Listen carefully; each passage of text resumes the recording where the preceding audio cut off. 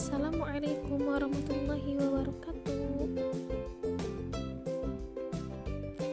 Mata pelajaran Al-Quran Hadis kelas 10 dengan tema klasifikasi hadis. Klasifikasi hadis. Klasifikasi hadis oleh umat Islam diyakini sebagai sumber pokok ajaran Islam sesudah Al-Quran. Dalam tataran aplikasinya, hadis dapat dijadikan hujah keagamaan dalam kehidupan dan menempati posisi yang sangat penting dalam kajian keislaman. Secara struktural, hadis merupakan sumber ajaran Islam setelah Al-Quran yang bersifat global. Artinya, jika kita tidak menemukan penjelasan tentang berbagai problematika kehidupan di dalam Al-Quran, maka harus dan wajib merujuk pada hadis. Oleh karena itu, hadis merupakan hal terpenting dan memiliki kewenangan dalam menetapkan suatu hukum yang tidak termasuk dalam Al-Quran.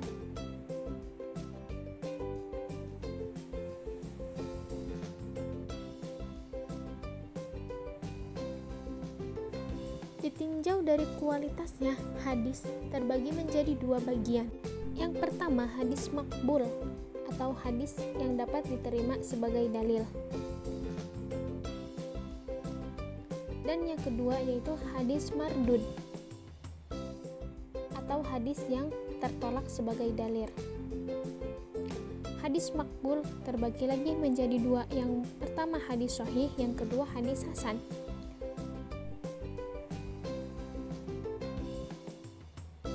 Sedangkan yang termasuk hadis mardud salah satunya yaitu hadis dhaif.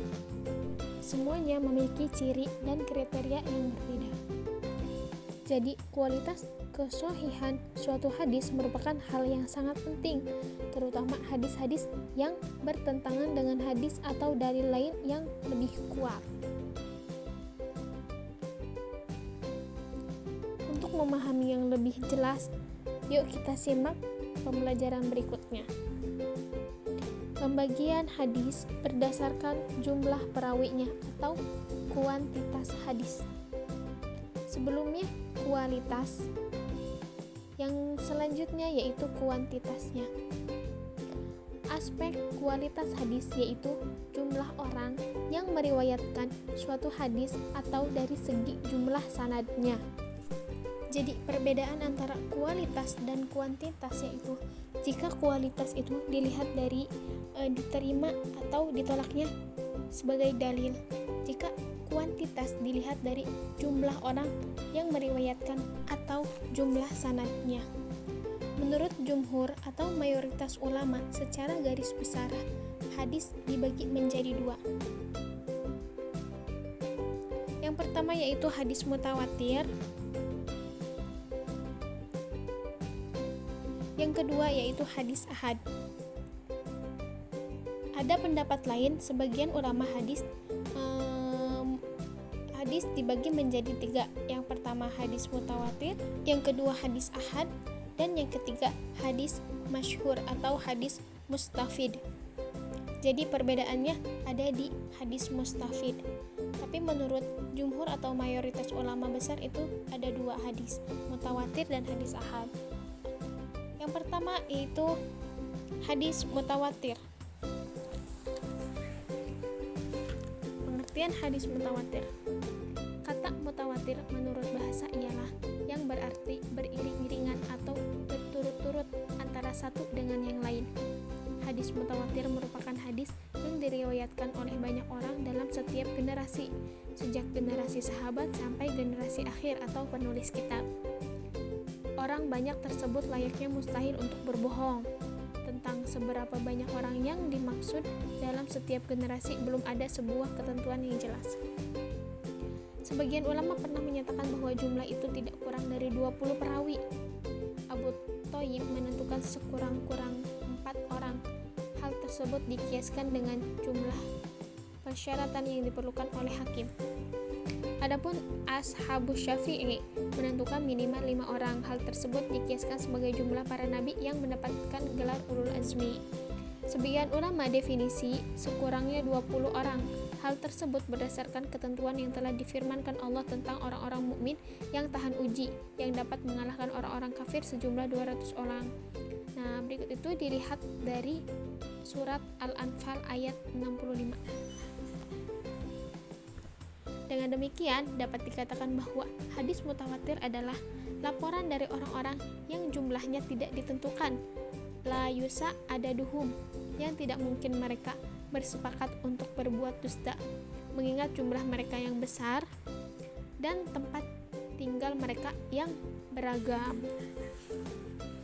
Itulah pengertian dari hadis mutawatir.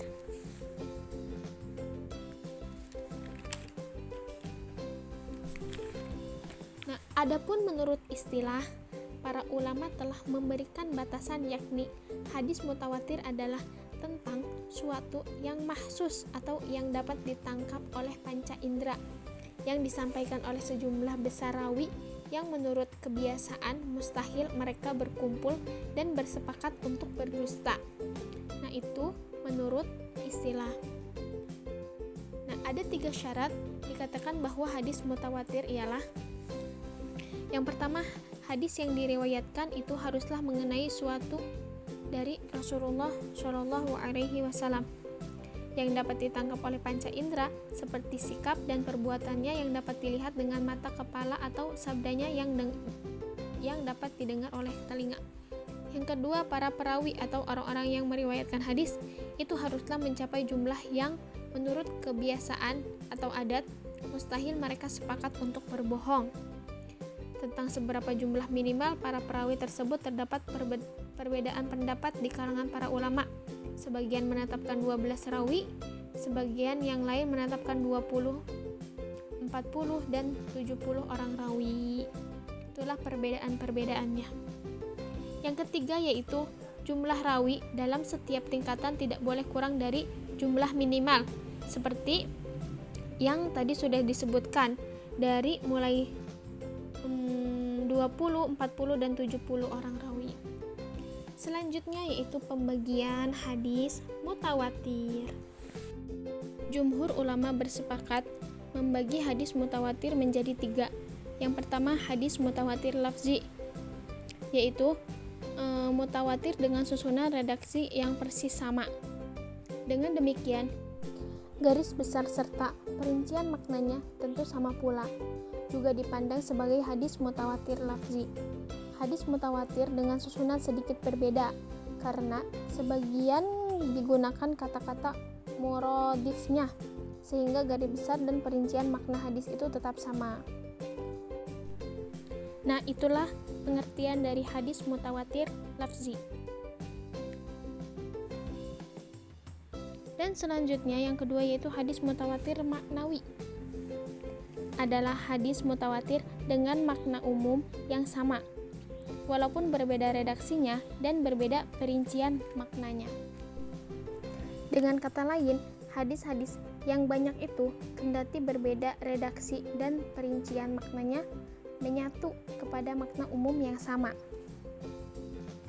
Jumlah hadis-hadis yang termasuk hadis mutawatir maknawi jauh lebih banyak dari hadis-hadis yang termasuk ke dalam hadis mutawatir lafzi. Itulah pengertian dari hadis mutawatir maknawi.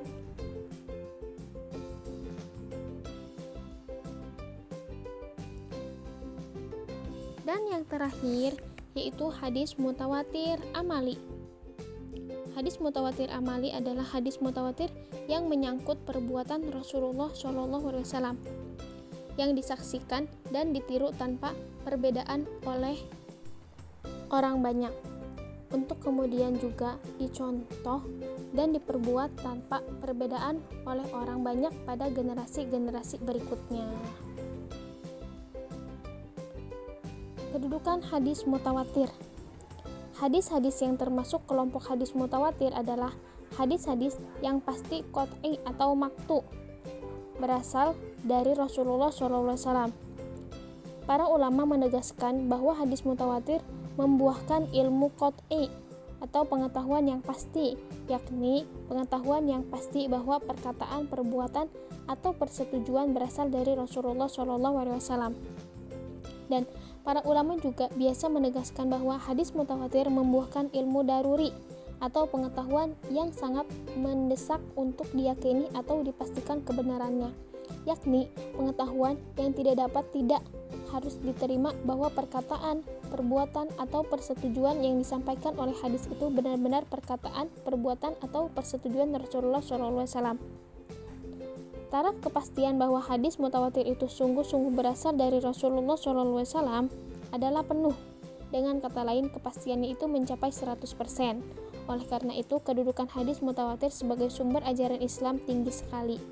Kedudukan hadis mutawatir sebagai sumber ajaran Islam lebih tinggi dari kedudukan hadis ahad. Itulah kedudukan hadis mutawatir. Sekian penjelasan dari saya. Syukron. Wassalamualaikum.